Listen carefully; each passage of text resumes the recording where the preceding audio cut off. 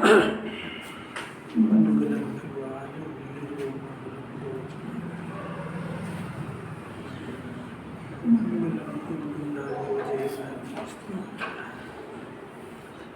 सर्वमंगल मांगल्यं सर्वकल्याणं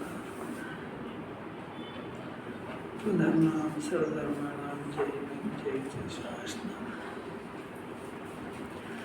नमस्ते साराय सर्वमित्याचकास्ते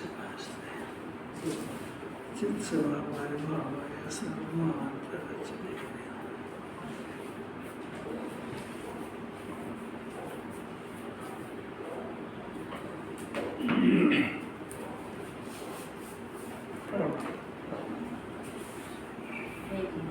हे जीव, तू अपने आत्मा को चैतन्य स्वरूप जानकर उसकी सेवा कर, उससे तेरा कल्याण होगा।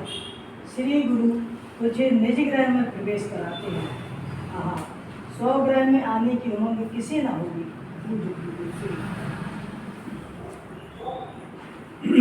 गुरुदेव अपने को दे रहे संदेश कि मेरे को अपने आत्मा को चैतन्य स्वरूप जानना है। कैसा काम है?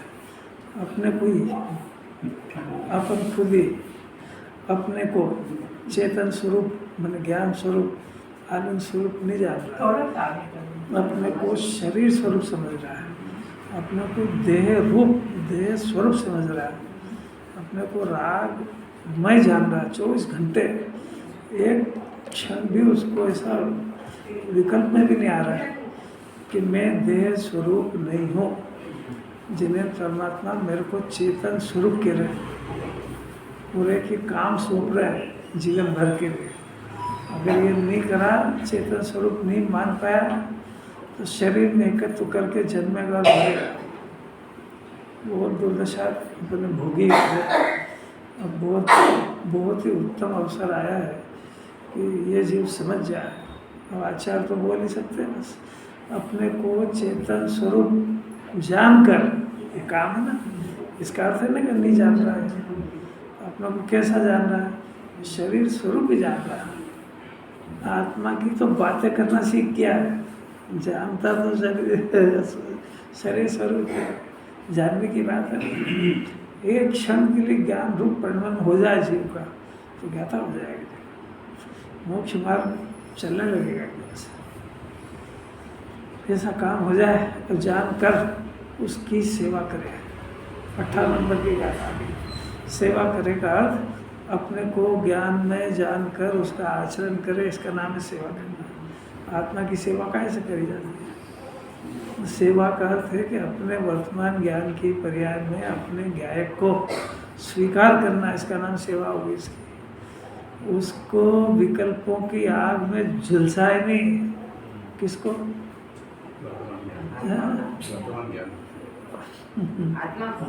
हाँ, अपने आत्मा को खुद को ही, ये अपने को क्लेश में डाल देता है कि नहीं? तो अपने आप को ही झोंक देता है क्लेश में। जो गे दिखा उसको अपना जान लिया और उसके पीछे आकुलता हुई, अब चिल्हस कौन रहा है? अब इतना नहीं समझ रहा है, जानने की बजाय उसमें कर्तव्य उलझता है। और कितना गजब ही है। तो उसकी सेवा कर। उसमें सेवा करने का अर्थ है अपने आप को जरा निर्विकल्प रखना सीखो। आकुलता में घुसाओ मत उसको।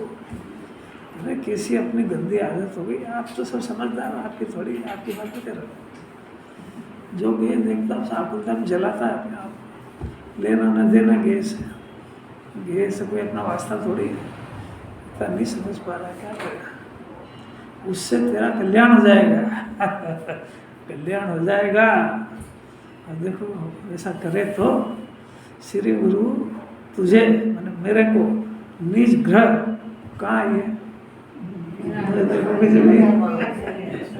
इसका अर्थ है ना कि पर्याय अपने ग्रह में आज तक नहीं आई। पर्याय घर घर ढूंढती रही, भटकत फिरियो गंवार की तरह ईंट चूने पत्थर के मकान को अपना मान के अन्य मकानों के अंदर जा कर के भीख मांगता रहा, कलपता रहा बुरी तरह से। आचार्य कह रहे निज ग्रह में प्रवेश कराते हैं।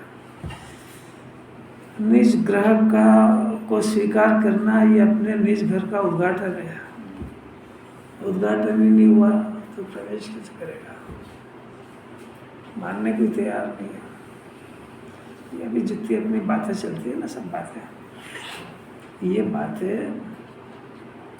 निज ग्रह बनाने की, मकान बनाते ना तो घर बनाने के पहले उसकी नींव भरी जाती है। तो ये नींव भरने की बातें चल रही सब, और नींव भरने में जल्दी नहीं करना चाहिए, भले ही समय लग जाए, क्योंकि इसके ऊपर ही पूरा भवन खड़ा होगा। तो ये बातें जितनी गौर से सावधानी से सुनोगे उतनी नींव पक्की होएगी, नहीं तो ढह जाएगा मकान। जो अगर ऊपर ऊपर रहा ना वो तो ये बारिश के झोंके में गिर जाएगा। कोई फालतू नहीं जा रही है, उसकी नींव भरा रही पक्की, इतनी ठोस कि सुमेरु पर्वत भी आ जाए तो हलेगा नहीं। उसके बेस पे सम्यक दर्शन का मन खड़ा होगा। निज ग्रह में प्रवेश कराते हैं। अब ऐसी बात सुन के पूछते हैं स्वग्रह में आने की उमंग किसको नहीं होगी? घर का जब मकान बन जाए तो एक खाली जमीन ही ले लें तो उसको कैसी उमंग होती है? अब ऐसा बनाऊंगा, ऐसा कैसा कैसा सपना देखता है, ऐसा बनाऊंगा, ऐसा रहेगा कितने दिन? उद्घाटन के पहले चला जाएगा दूसरी गति में, उनको पता भी है। हाँ, हमारे रतलाम में रहते थे तो बड़ी उमंग के साथ में मकान लिया, तो खुद किराए के मकान में रहने के उसी को बनाया था। तो मकान इतना बढ़िया, इतना टॉप बना, उद्घाटन के पहले ही वो दूसरी गति चले गए। तो ये कोई इसका कुछ ठिकाना थोड़ी है।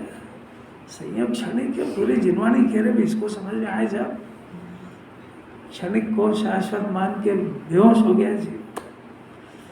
जिनवाणी तो होश में लाएगी और क्या करेगा? देखो अपनी बात चलती है, बहुत ही अलौकिक बात है। देखो ऊपर से 5वीं छठी लाएंगे ना, उस तीसरी भूमि से, मेरी थोड़ी सी आदतें खराब है कि पहले पढ़ते हैं तो फिर उसमें लग जाते हैं। बहुत अमृत भरा है इसके अंदर। आप इसको अकेले में पढ़ो, जो सुना है उसके आधार से पढ़ो तो आपको खुद को अंदर से ज्ञान झंकृत होएगा। ये खाली पढ़ने के लिए थोड़े पढ़ा रहे भाई, इसके अंदर कोई जिनवाणी कुंकुंदाचार, कोई अमृत पिलाना चाहते हैं जीव को। कुंकुंदाचार्य देव ने प्रतिज्ञा करी है 5वीं गाथा के अंदर कि मैं तुमको अपना शुद्धात्मा दिखाऊंगा, हर अधिकार के अंदर आत्मा दिखाऊंगा। देखना तो तुम्हारा काम है, दिखाऊंगा मैं, देखेगा कौन? अब वो जीव अधिकार में दिखा रहा है, पाप पुण्य अधिकार, सब अधिकारों में दिखाया। अब मोक्ष अधिकार फिर से आत्मा दिखा रहा है, नहीं देख रहा है जीव। तो तीसरी भूमिका दिखा रहे हैं। उस तीसरी भूमिका में, तीसरी भूमिका से ही आत्मा निरपराध होता है। मिला? सबको मिल गया होगा ना? तीसरी भूमि से ही आत्मा निरपराध होता है। तीसरी भूमि यानी सम्यक दर्शन, ज्ञान, चारित्र की निर्मल पर्याय। तीसरी भूमि मने शुद्धात्मा का आश्रय। तीसरी भूमि मने मोक्ष मार्ग में प्रवृत्ति शुरू हो जाए, उससे ही आत्मा निरपराध होता है।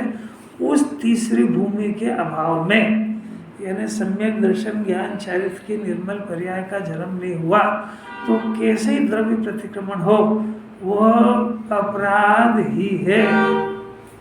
अरे क्या पूरी बात है। एक बात बहुत ध्यान से सुनना जरा। ये तो कुंकुंदाचार्य कह रहे हैं, अमृतचंद्राचार्य कह रहे हैं, वो अपन पढ़ रहे हैं। अपने को कोई का भी द्रव्य प्रतिक्रमण हो, कोई का भी कैसा पुण्य हो, उसको विषकुंभ कहने का कोई अधिकार नहीं है। विषकुंभ कहने का अधिकार उनको है जो अमृत कुंभ में प्रवेश कर चुके हैं। अब हम तो पढ़ रहे हैं, किसी को मत कहना कि तू जितना कर रहा है ऐसे विषकुंभ है, नहीं तो मंदिर आने लायक ही नहीं रहेगा, क्योंकि वो कुंकुंदाचार से विपरीत बात है। क्या हुआ?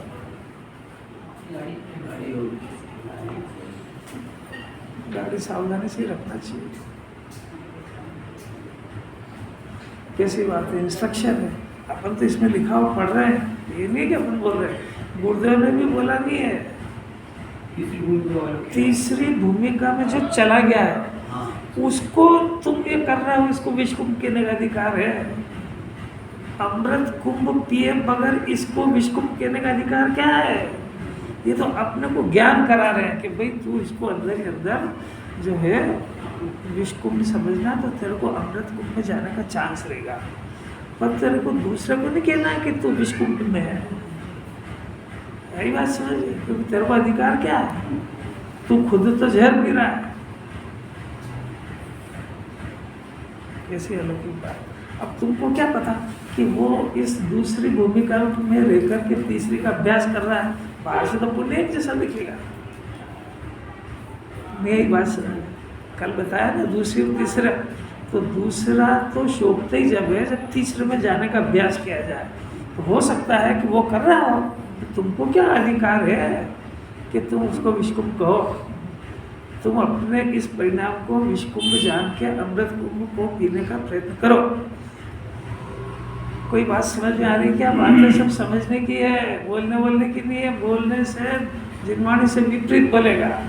और दूसरी बात है, विपरीत बोलने का फल बहुत खराब है, क्योंकि कुंभकुंडाचार्य ने नहीं, सर्वज्ञ देव ने, समस्त आचार्यों ने कहीं पर भी किसी भी जीव को पाप छोड़ने, पुण्य छोड़ने का उपदेश नहीं दिया है। उन्होंने पाप छोड़ने का उपदेश दिया है और फिर पाप छोड़ करके आत्मा में जाने का उपदेश दिया है। जब आत्मा में जाता है तो पुण्य छूटता है। तुम पढ़ना सीख लो पहले, नहीं समझ में ये इतनी सावधानी से पढ़ी जाती है जिनवाणी। जिनवाणी के अंदर फिर से सुनना, पाप छोड़ने का उपदेश दिया, पुण्य छोड़ने का उपदेश नहीं दिया है। पाप छोड़ करके आत्मा में जाने का उपदेश दिया है। और जो जीव आत्मा में चला जाता है उसको पुण्य छूट जाता है। तो छूट जाता है, उसका ज्ञान कराया। तो तेरे को ज्ञान करा रहे हैं कि तू आत्मा में जाएगा तो पुण्य छूट जाएगा। अगर इसने पाप पुण्य छोड़ने का उपदेश दे दिया तो समस्त आचार्यों से विपरीत उपदेश दे दिया। जिनवाणी के गद्दे पे बैठ के अच्छी तरह से समझता हो तो याद लगाना चाहिए इसको। मंत्र है इसके अंदर। अंकित समझ में आ रहा है क्या कुछ? अमृत कुंभ की बात हुई है, इसमें विष के दोष लिखा है या उसी से अमृत कुंभ और विष कुंभ हो जाते हैं? विष के दोष कौन से हैं? इतने दिन से क्या सुना, इतनी सब कितनी गाथाएं की गाथाएं निकल गई। विष का अपराध का परिचय कराया, निरपराध दशा बताई। जो अपराध है वो विष कुंभ है, निरपराध दशा वो अमृत कुंभ है। अब आप बता दो कि आपको अपराध की परिभाषा में क्या आया था। यहाँ वो लौकिक पढ़ाई जैसा थोड़ी दूसरी चौथी आठवीं का ज्ञान आप भूल गए तो चलेगा। आप कॉलेज में चले गए, मैं क्या करूँ याद कर। यहाँ तो पहला याद होएगा तो ही दूसरी समझ में आएगी। अपराध की परिभाषा दीजिए। जो पदद्रोह की ओर है वो अपराध है और स्वद्रोह की तरफ जिसका ध्यान है अजीर्ण हो गया इसका नाम। केवल ज्ञान भी परद्रव्य की तरफ देखते हैं, ज्ञान भी पर को देखता है।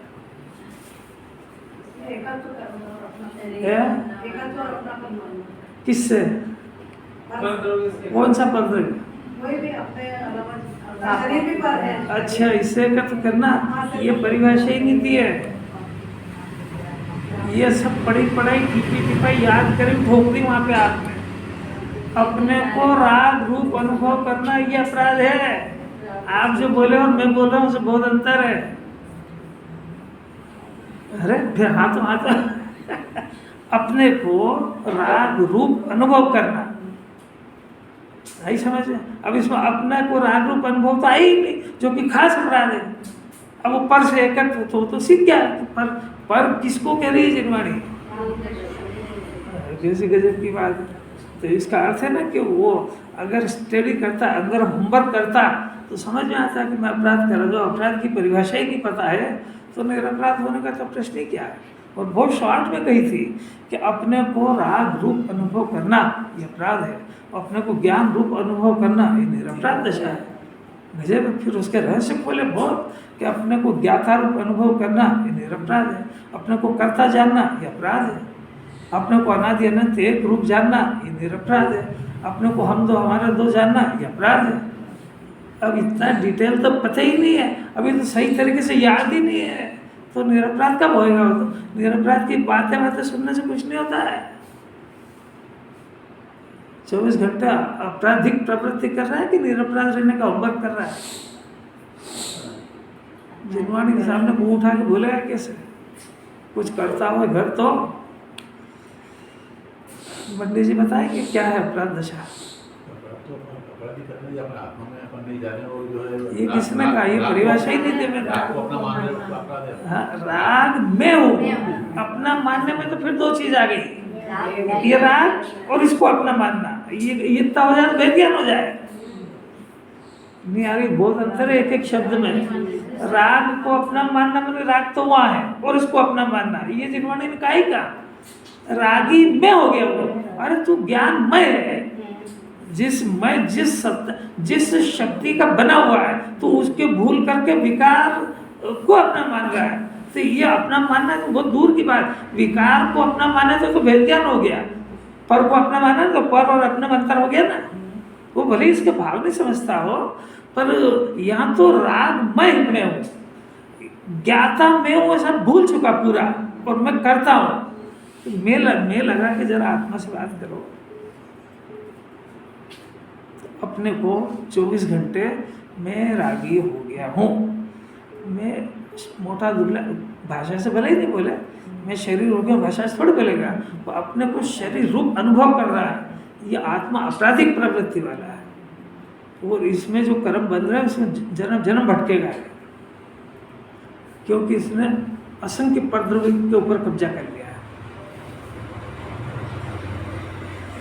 अरे कैसी अपूर्व बात। अच्छा है, जबरदस्ती खूब सारा बोझा माथे पर रखे समझे ही नहीं, समझ लो फिर से, कोई बात नहीं। वो आपराधिक प्रवृत्ति है, ये निरपराधी है।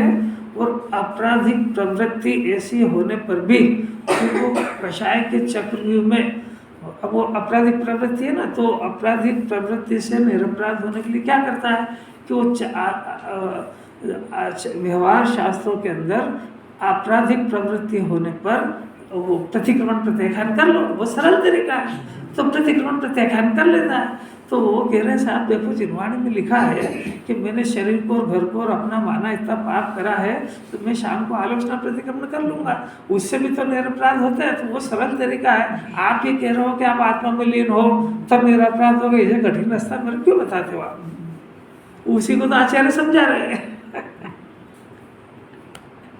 कि निरपराध होने की एक ही विधि है। कैसे गजब की बात है।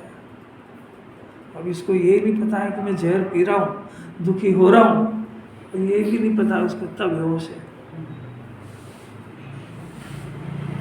दो बातें याद रही, कौन सी?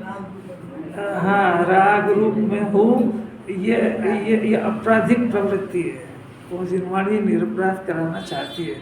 अब किसी को देख के बोले तू राग को तो अपना मान रहा है, शरीर को तो अपना मान रहा है, धन को अपना, तो आपराधिक प्रवृत्ति है, तेरे को बोलने का अधिकार क्या है?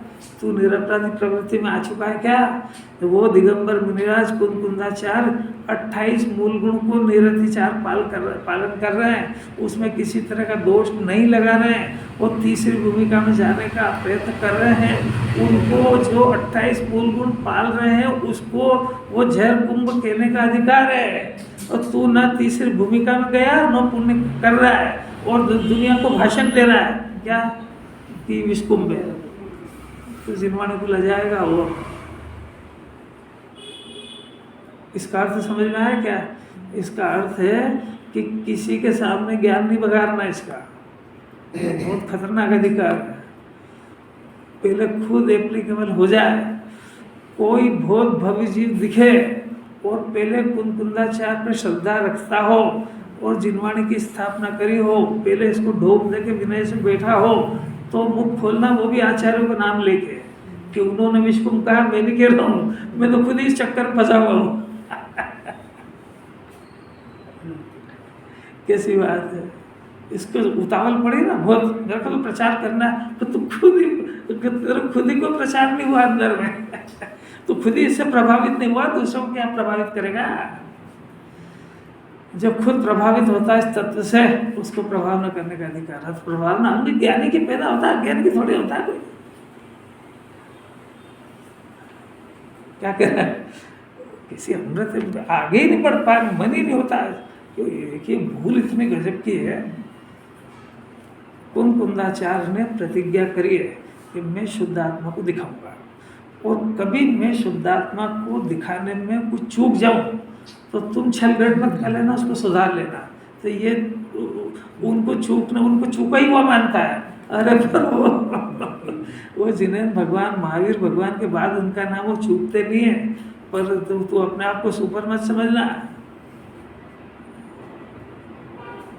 कैसी अपूर्व बात है, आत्मा को दिखाने की कैसे प्रतिज्ञा करी। फिर वो कह रहा है, उन्होंने ये प्रतिज्ञा करी, और ये तो बहुत बड़ा आचार्य है टोडरमल जी ने बहुत खुलासा करा कि भी देख ऐसा है कि कुंदाचार्य अमृत चंद्राचार्य ने प्रतिज्ञा करी कि आत्मा को दिखाएंगे। उनकी तो प्रतिज्ञा है कि हम तेरे को पूरे समय सार में स्वभाव दिखाने की बात करेंगे, और तू स्वभाव की दृष्टि करना, बाकी और हमारा और कुछ भी नहीं कहना है।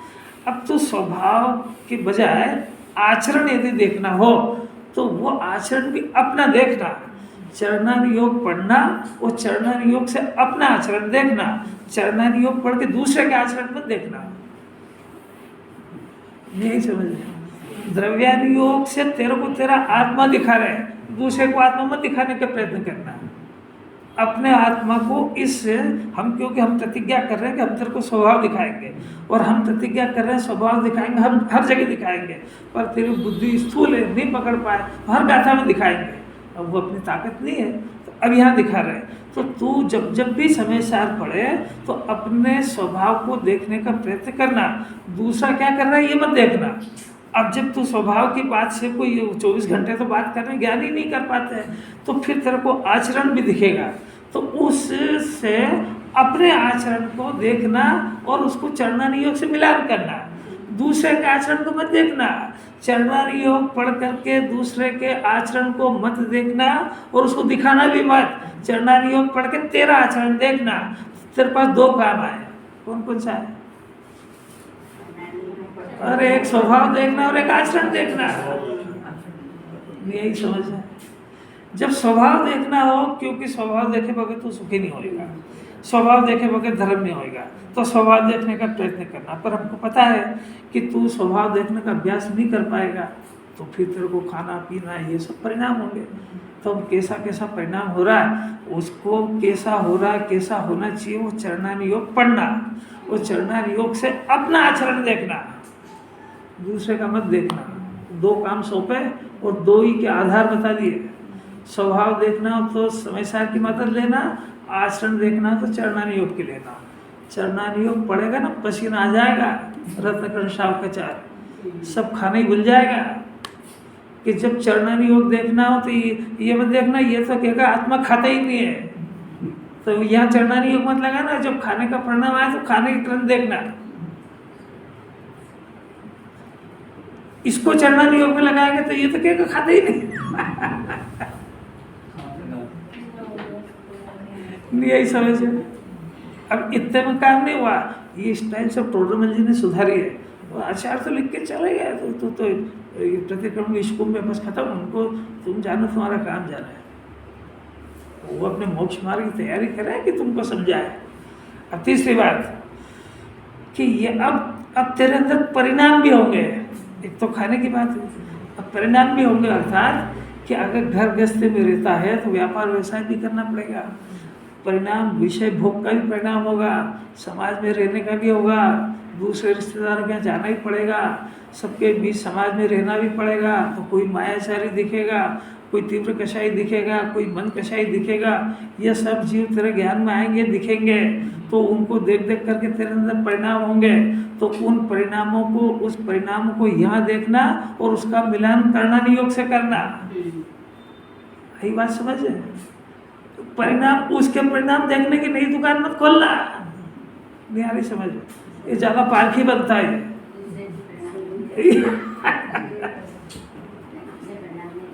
अरे आखिर भगवान बनना है तो भाई जिनवाने की इंस्ट्रक्शन वगैरह थोड़ी बनेगा।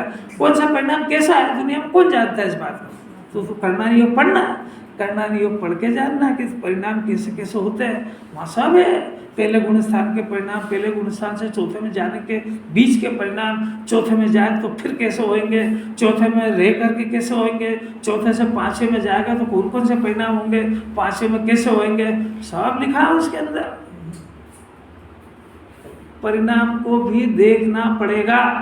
तो कैसे प्रभु किससे पूछूं, दुनिया में कोई जानता तो है ही नहीं, ये सब कर्णनी योग में लिखा हुआ है, पढ़ना। से इधर नहीं मिला, इधर परिणाम से यह परिणाम बताएगा। अगर तू इसको वहां से इसको मिलाएगा तो फिर बार बार कहेगा ना तो मैं खाता हूँ और ना परिणाम मेरा है, और भ्रष्ट हो जाएगा।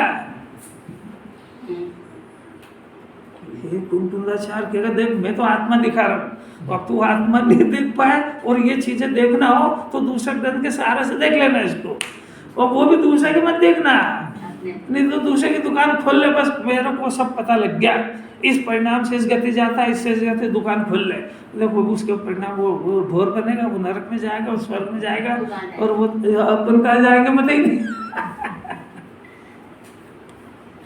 अपना को शरीर की कितनी चिंता और खाने सब करना है, देखना कैसी अलौकिक बात है। वो इन तीनों अनुयोगों में से देख करके प्रथमान योग में पूरा इतिहास है कि सम्यक दर्शन होने के पहले जीव कितनी जन्मों में भटका है, और सम्यक दर्शन होने के बाद भी महावीर भगवान को, पार्श्वनाथ भगवान को 10-10 भव लगे, सम्यक दर्शन होने के बाद भगवान बनने में 10 भव लगे। इतना आसान नहीं आत्मा में लीन होना और प्रतिक्रमण और प्रतिक्रमण को समझ जाना। कैसी कैसी बात है, इतनी अगर ये नहीं पढ़ाते होते तो अपन तो विष कुंभ है, अमृत कुंभ है, हो गया, चलो माला फेरो है, हो गया क्या हो गया, कुछ भी नहीं होगा।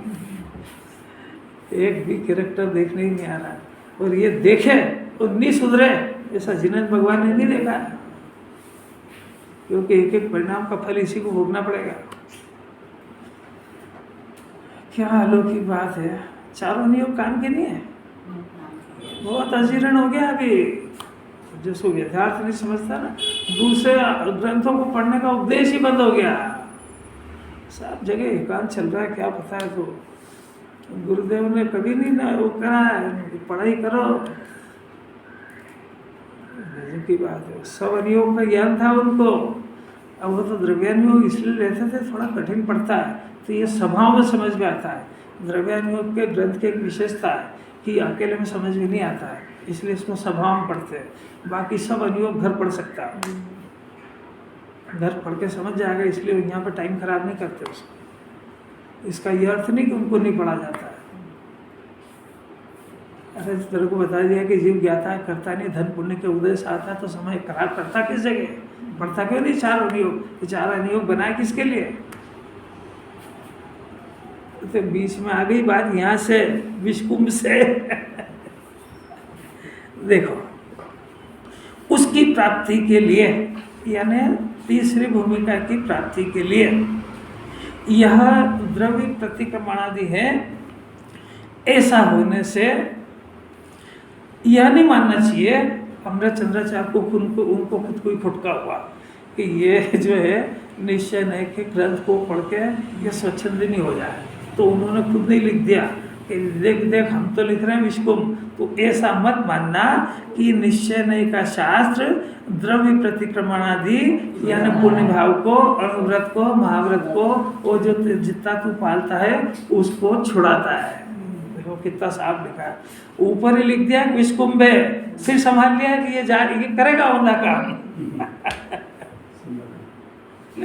कि सही धीरे धीरे पढ़ो तो समझ में आता है, छुड़ाता है, फिर क्या करता है, ये कैसे भाई छुड़ाता तो नहीं है, अरे विषकुंभ भी कह रहा छुड़ाता भी नहीं है, फिर करता क्या है। देखो द्रव्य प्रतिक्रमणादि से छुड़ा नहीं देता है, यानी उस पुण्य के परिणाम से छुड़ाता तो नहीं है पर अटकाता भी नहीं है। कैसा अलौकिक बात है, छुड़ाता नहीं है माने कर नहीं करो ऐसा उपदेश नहीं देता है, वो करो तो उसको अटकाता नहीं कि ये धर्म में बस हो गया तेरा काम, अटकाता भी नहीं है, संतोष नहीं मनवा देता है कि इससे क्या हुआ, आनंद बार तो स्वर्ग हो के आ गया, इससे क्या हुआ। गुरुदेव की भाषा में तेतीसु, ये कह के मैंने इतने उपास करे, तेतीसु इससे क्या हुआ। मैंने उपवास करे, मैंने यात्रा करी, मैंने 25 साल से रात को पानी नहीं पिया, 50 साल से रात को 33 तेरे को उससे क्या हुआ? आत्मा समझा कि नहीं समझा? इसने इसको प्लस में खताया कि मरा, नहीं करा तो मरा। द्रव्य प्रतिक्रमण आदि नहीं करा तो मरा, और करके अटक गया तो भी मरा। नहीं आ रही, समझ में नहीं आ रही। उसके सबके लॉजिक दे चुके हैं पहले कि द्रव्य प्रतिक्रमण आदि का नाम पुण्य भाव है, और इससे जो कर्म बनेंगे उसमें जो सामग्री मिलेगी तो मिथ्या दर्शन होने के कारण उससे एकता करेगा और फिर वाया नरक निगोच जाएगा। इसलिए उसको दूसरी बात है कि वो द्रव्य प्रतिक्रमण आदि दूसरी भूमिका ज़्यादा देर टिकती नहीं है, तीसरी भूमिका में जाने का प्रयत्न करे तो टिक जाएगी, और जो दूसरी ही करने का प्रयत्न करेगा उसको पहली में आ जाएगा। वो कैसी बात है यार, छुड़ाते भी नहीं है, अटकाते भी नहीं है, संतोष भी नहीं कराते, नवग्रह करने की बात चला गया, इसमें क्या है संतोष की बात? अतीन्द्रिय आनंद तो पिए ही नहीं। जिसके लिए तेरा जन्म हुआ, जो तू खुद है, उसको तो पहचान ही नहीं पाया। किसी गजब की बात है, अटका नहीं देता। इसके अतिरिक्त मैंने वो जो करा है उसके अतिरिक्त अन्य भी प्रतिक्रमण अप्रतिक्रमण से अगोचर, देखो वहाँ ऊपर लिखा था तीसरी भूमिका को न देखने वाले, यहाँ लिखा है अगोचर प्रतिक्रमण यानी पुण्य भाव, अप्रतिक्रमण यानी पाप भाव, इनसे अगोचर ये अप्रतिक्रमण, ये तीसरा प्रतिक्रमण यानी शुद्ध भाव रूप शुद्ध आत्मा की सिद्धि जिसका लक्ष्य है। अरे उसमें देखो तो मन लगेगा, उबासी आएगी तो समझ लो कि मन नहीं लग रहा। किससे पूछना कि तू खुद ही जान के क्यों नहीं लग रही, कि या तो समझ में नहीं आ रही या घर की किसी चिंता में डूबा हुआ है। समझ में नहीं आता पूछ लेते हैं। पहले जो समझ में नहीं आया वही पूछना है। प्रतिक्रमण द्रव्य होता है, प्रतिक्रमण जो करता है वो द्रव्य करता है, जीव काय का द्रव्य का करता है? द्रव्य प्रतिक्रमण बोला। द्रव्य प्रतिक्रमण का अर्थ मैंने समझाया था कि विकल्पों को द्रव्य प्रतिक्रमण कहते हैं। शरीर की क्रिया और विकल्प, इसका नाम द्रव्य प्रतिक्रमण है। और अंदर जो जीव का भाव प्रतिक्रमण है, और भाव प्रतिक्रमण आज तक नहीं हुआ। द्रव्य पूजा और भाव पूजा, तो आप द्रव्य पूजा करते हो, भाव पूजा करते हो? द्रव्य पूजा करते हैं और भाव पूजा। तो वहाँ पे खाली सामग्री चढ़ा, बच्चों की तरह खेल करो बस। बच्चे इधर से उधर चलाते हैं तो काम तो कुछ हुआ ही नहीं। वो बच्चे मंदिर गया क्या, आप गए, फायदा क्या हुआ?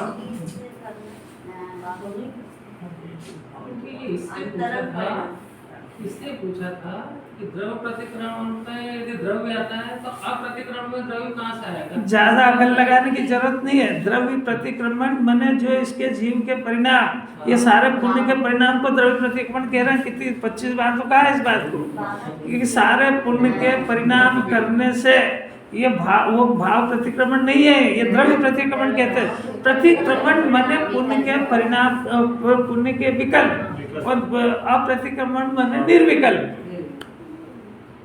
वो समझने का प्रयत्न करो, उसमें कैसे समझाए बात। देखो ये देखो प्रतिक्रमण, ये प्रतिक्रमण यानी पुण्य का परिणाम, अप्रतिक्रमण माने पाप का परिणाम, अज्ञानी का। इन दोनों से अगोचर माने इनको तो परिचय है, तो इसका परिचय नहीं इसको, है ना।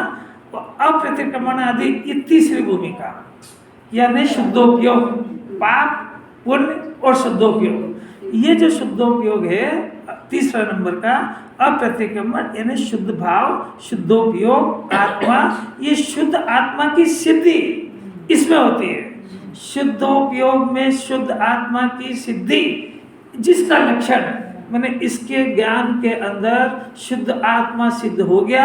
ये तीसरी भूमिका ऐसा दुष्कर कुछ करवाता है, ये कराता द्रव्य नहीं हो, कुछ कराता मैंने ये आत्मा दिखाता है। आचार्यों के अभिप्राय के अनुसार ग्रंथ को पढ़ो। कुंदाचार्य हमको आत्मा दिखा रहे हैं और वह आत्मा ऐसे देखा जाता है कि पाप का परिणाम पुण्य के परिणाम से अगोचर, उसके उपयोग से तीसरी भूमिका जिसको शुद्ध आत्मा कहते हैं, वो उस शुद्ध आत्मा को देखने पर शुद्ध उपयोग का जन्म होता है और शुद्ध उपयोग में आत्मा प्रसिद्ध होता है। क्योंकि ज्ञान के अंदर ज्ञान आत्मा तो है पर इसके ज्ञान में प्रसिद्ध नहीं है, इसके ज्ञान में तो ज्ञेय प्रसिद्ध है, तो इसके ज्ञान में आत्मा प्रसिद्ध होता है। ये कुछ कराना है द्रव्यानियों को। देखो लिखा ना, जिसका लक्षण है ऐसा अति दुष्कर, मैंने आज तक नहीं हुआ, ऐसा अति दुष्कर कुछ करवाता है। देखो कितना कैसा लिखा है ये कुछ कराता है, ये कराना है द्रव्यानियों। ये कुंदाचार्य तो अपने प्रतिज्ञा पे चल रहा है और उन्होंने इतनी हिंट्स भी दे दी, सावधानियां भी दे दी। किसी गजब की बात है। आचार्य ने तो रिस्क लेकर के भी, रिस्क मैंने कि ये जीव अगर पाप में चला गया तो कि जिसकी होनार खराब हो जाएगा। इस समय सार को पढ़ के कुछ ही लोग भ्रष्ट हुए, बाकी तो कईयों का हित हुआ है, कई जीव पके। आचार्य को तो मजबूरी है कि इसके बगैर शुद्धोपयोग होगा ही नहीं, क्योंकि इस दूसरे नंबर की भूमिका यानी प्रतिक्रमण। प्रतिक्रमण का अर्थ में शंका क्यों होती है?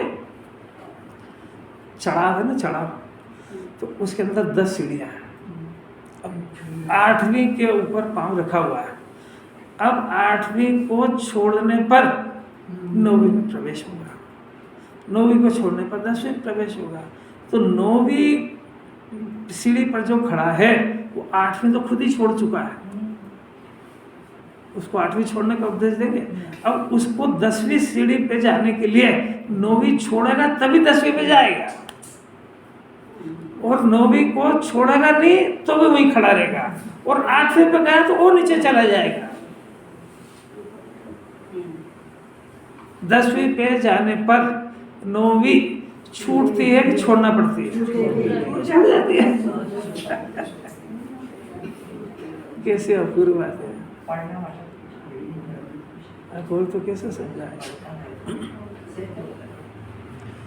इस ग्रंथ में भी अभी कुंदाचार्य को अमृतचंद्राचार्य, अभी आगे अधिकार जो आ रहा है सर्वशुद्ध ज्ञान अधिकार, उसमें 383-85 के अंदर निश्चय प्रतिक्रमण प्रत्याख्यान आलोचना की बात सब आएगी, और नियम सार में भी बहुत है।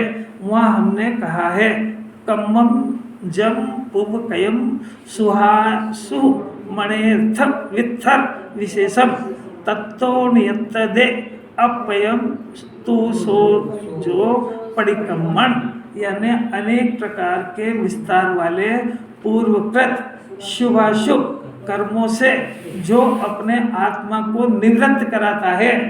देखो लिखा शुभ और अशुभ दोनों, शुभ और अशुभ दोनों परिणामों से जो अपने आत्मा को निवृत्त, अनादि से ये शुभ और अशुभ में प्रवृत्त हो रहा है, यानी जो निवृत्त कराता है वो आत्मा को प्रतिक्रमण कहते हैं। अरे कैसी कैसी बातें हैं, इत्यादि में समझ जाना चाहिए। कुछ मन लग रहा है कि नहीं लग रहा है? मेरे को ऐसा लग रहा है कि फालतू टाइम पास कर रहे हैं, लग रहा है।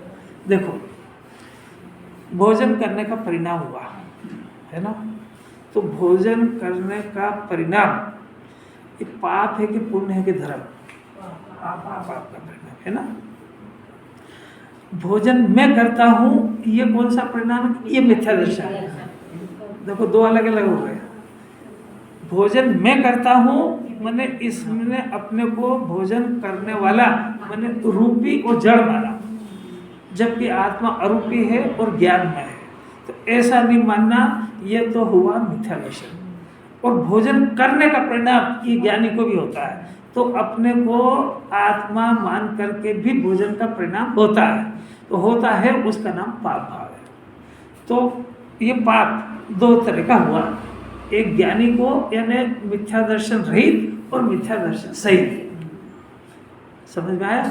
पाप का परिणाम तब ज्ञानी के भी हो रहा है, पर मिथ्या दर्शन के बिना का हो रहा है। और अज्ञानी को मिथ्या दर्शन का भी अपराध है और खाने के परिणाम का भी अपराध है। दो अपराध समझ में आया? अब पहले जाता है कौन सा, मिथ्या दर्शन का परिणाम, तो ये पहले छोड़ता है खाने का परिणाम, इसीलिए तो उपास करता रहो। तो वो जो परिणाम करा उसने उपास का, तो मिथ्या दर्शन सहित का बहुत हल्का सा पुण्य हुआ, जो अन्यमति को भी होता है, कोई दम थोड़ी उसमें, क्योंकि खाने वाला मैं हूँ ये मान्यता है कि ऊपर ही तो पाप का परिणाम होता है, तो खाने वाला मैं हूँ, तो इसलिए वो कल के वो पाड़ने की तैयारी करेगा ही करेगा, वो धारने की भी करेगा, अभी आएगा धारना पाड़ना दो ही करेगा। संजय से कुछ मजा नहीं आ रहा, चेहरे में कुछ प्रसन्नता ही नहीं आती, क्या पता क्या है। अब दूसरी बात से कि ये जो परिणाम हुआ इसका प्रतिक्रमण जिनवाणी को कराना है, तो इसका जैसे भोजन करने का परिणाम, तो भोजन करने का परिणाम पाप भाव है, इसका प्रतिक्रमण है उपवास करना, कि आज हमने जो भोजन खाया है और अपराध हुआ है, तो आज हम इसका प्रतिक्रमण करते हैं, माने आज हम भोजन नहीं करेंगे। ये क्या हुआ, प्रतिक्रमण। प्रतिक्रमण भोजन का त्याग भी हो गया, भोजन के त्याग का नाम प्रत्याख्यान है, समझना जरा। भोजन करने का परिणाम हो गया, तो परिणाम हो गया ना, तो पता तो लगा।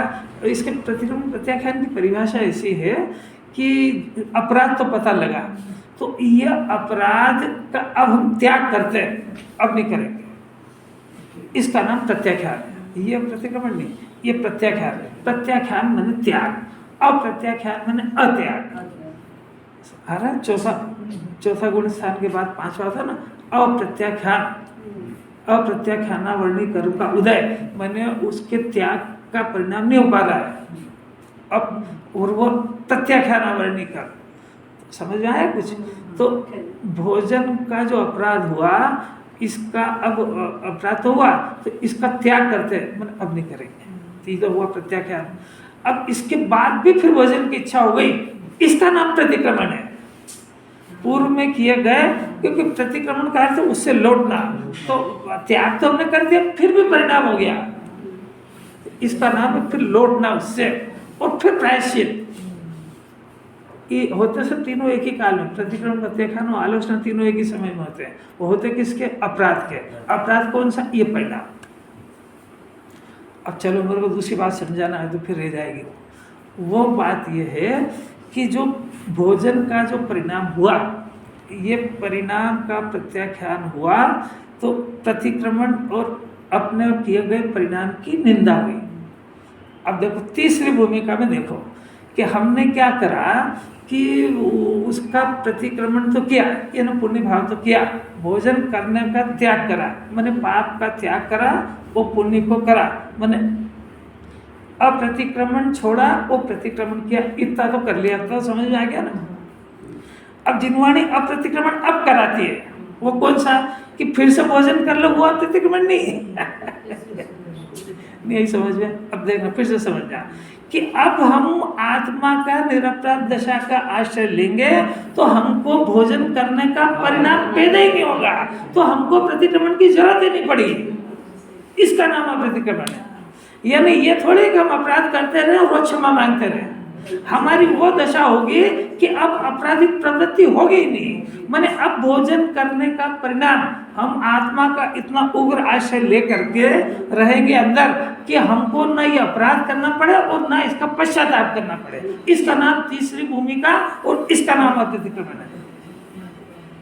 नहीं आई समझिए कि रोज अपराध करते रहो और रोज प्रतिक्रमण करते रहो, ये तो नाटक है। देखो अपने से हो ही नहीं हो इसकी झगड़ा नहीं है, तो यथार्थ वस्तु उसके इतना खतरा है इसमें कि यथार्थ वस्तु स्वरूप नहीं जानेगा तो अपनी क्रियाकांड को सही मान लेगा, धर्म मान लेगा तो मर ही जाएगा और सब रास्ते और बंद हो जाएंगे। क्योंकि सारी क्रिया गुण स्थान के अनुसार होती है, तुमको वो परिणाम होगा ही नहीं। कुंवारी लड़की से कहो पति का ध्यान कर, अरे तुमको अकल है कि नहीं, कुछ उसका कुछ नक्की ही नहीं हुआ, किसका ध्यान करेगी वो। ऐसा इसको अभी अज्ञान दशा में आत्मा का ध्यान कर, अरे कैसे आत्मा का ध्यान करे, क्या परिणाम सुधार, अरे वो जानते ही नहीं परिणाम किसको कहते हैं। वो कहते परिणाम की थ्योरी पढ़, अरे वो बेचारे समझते ही नहीं परिणाम कहते किसको, ये बिगड़ते कैसे सुधरते कैसे। अरे कुछ बात समझ में आ रही कि नहीं आ रही कुछ। यार धर्मचंद साहब के काम की बात है ही नहीं। जीव को अपरिणामी का बंधन ही नहीं होता, काहे की बात चला है इसकी। कैसी कैसी अद्भुत बातें हैं, ये सुन के इसका लगे हो मुझे तो इन बातों की खबर ही नहीं थी। ये तो इस महापुरुष का जन्म हुआ जिससे इतनी बातें सब अपनों को सुनने को मिल रही है। ये किसी अज्ञानी का गजा नहीं है कि उनके अर्थ निकाल लें। उसको प्रथमान योग काय के लिए लिखा है ये भी समझ में नहीं आएगा पूरी जिंदगी। वो चारों अनुयोग जेने के लिए लिखे हैं, और चरणान योग पढ़ लिया अगर पहले से ही तो इतना टेंशन में आ जाएगा कि ये भी नहीं खाना, वो भी नहीं खाना, वो भी नहीं खाना, मरूँ क्या करूँ। तो जिस चरणान योग से परिणाम सुधारना था उसी से बिगाड़ लेगा। ये द्रव्यान योग ये अगर किसी जानकार के सानिध्य में नहीं पड़ा तो निश्चयवासी होने में देर नहीं लगेगी। या तो निश्चयवासी हो जाएगा या व्यवहारवासी हो जाएगा। वो इसलिए आचार्य कुंकुंदाचार्य ने लिखा दिया, ये कुंकुंदाचार्य को समझने वाला जीव किसी आभास में नहीं पड़ता, ज्ञानी बनता है। ये तो उसकी मति खराब है, उसको अर्थ निकालना नहीं आते हैं, अज्ञानियों के साथ में रह करके पढ़ता है या अकेले पढ़ता है। क्योंकि द्रव्यान योग अकेले पढ़ने का ग्रंथ नहीं होता है, द्रव्यान योग किसी जानकार के सानिध्य में पढ़ने का होता है। तो ये अकेले में पढ़ने से कोई सा न कोई सा आभास में गिर जाएगा, या तो निश्चयवासी हो जाएगा, व्यवहारवासी हो जाएगा, उभयवासी। इसको पढ़ने से ज्ञानी बनते हैं। किसी बात आखिरी बात कहते तो बहुत बहुत जबरदस्त क्या करें, मन ही नहीं, ऐसा लगता है कि इसको सभी पिला दो, पर आ पाए कि नहीं आ पाए किसने देखा। कुंदाचार्य को, अमृत चंद्राचार्य को, यानी कोई से भी दिगंबर मुनिराज इनके ऊपर समर्पण भरने के बाद उस जीव को कहीं भी किसी सभा में जाने का परिणाम नहीं होएगा। और उसके मन में दुनिया ये कहेगी कि वहाँ भी चलो, वहाँ भी चलो, वहाँ कुछ कुछ अच्छी बातें हैं, तो वो कहेगा कि कुछ कुछ अच्छी है, मैंने कुछ तो खराब तूने खुद नहीं मान ली है, तो खराब में से अच्छी छांटने का धंधा करूँ, जबकि मेरे पास जो अमृत है इसमें सभी अच्छी है, नहीं आ रही सब में। और दूसरी बात है कि अच्छी और खराब का तेरे को परिचय नहीं है, तो तू वहाँ जाके अच्छी खराब नहीं छांट पाएगा, उलझ जाएगा। तीसरी बात सुन लो ध्यान से, मानना नहीं मानना तुम्हारी मर्जी, जैसे जहाँ जहाँ पूरी दुनिया खुली है, कोई रोकता थोड़ी है। तीसरी बात बहुत खतरनाक है कि कुंदाचार्य यानी जितने भी दिगंबर मुनिराज है, इनके पास जाने से मेरी सारी सब समस्याओं का हल होता है, मोक्ष मार्ग की भी और लौकिक भी, और शरीर सहित की भी और शरीर रहित की भी। तो मेरी कोई ऐसी समस्या बाकी रहती नहीं है जिसके लिए मैं किसी अन्य गुरु के पास जाऊं। बात समझ में आ गई क्या? लौकिक भी सारे हल मेरे इनके पास हो जाते हैं, तो मेरे पास इतना टाइम नहीं कि वहाँ जाके माथा फोड़ूं। मैंने कोई द्वेष से नहीं जा रहे हैं, तो मेरे को जरूरत ही नहीं उनकी। मेरी यहाँ कोई समस्या बाकी रह जाए तो मैं जाऊँ कहीं।